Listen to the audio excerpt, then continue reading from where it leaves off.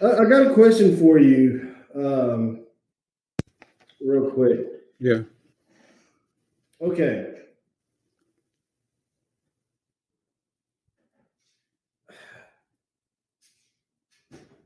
What do you think would makes? What do you think would make somebody qualified to actually go to hell, like to like the second death? Living in sin. Living in sin? Yeah. You know how, but you know how important sin is. I mean, sin to me is like the most important thing that just got us all here. That's what got man kicked out of the garden was sin, disobeying God, pride.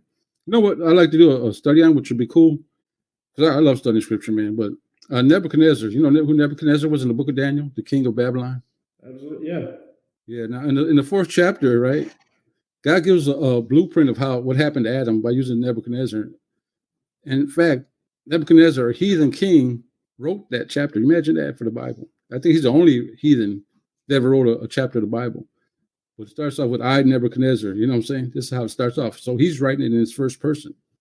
I think it says, I believe it's good for me to show you the signs and wonders that God has showed through me. So he's a heathen king writing in the scripture, right, in the Holy Bible. And it's a picture of Adam falling from the garden, man. It's beautiful. It's really beautiful. I mean, even the part where he turns into a beast, you know, I don't know if you know the story about how he has a dream about how he turns into a beast. In fact, he did turn into a beast at the end. Did you know the story of chapter 4 of Daniel?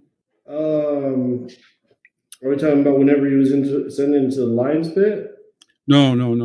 This is where Nebuchadnezzar had a dream that bothered him, so he called on Daniel to interpret it. Oh, yeah. And then he had the statue with the multiple, you know, the. No, that was chapter 2, but chapter 4 is or chapter 3. That one is chapter 4 is he dreams that he's a tree that like reaches to heaven, and then he gets you. That's where I get my stump in the earth. I'm not like 2 feet tall.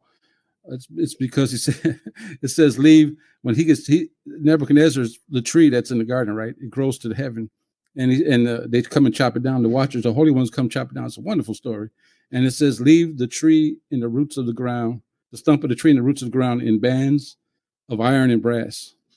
Wonderful story, and it ties in with that statue you spoke about. I mean, one day we'll to look into it. It's a really wonderful story about the fall of man.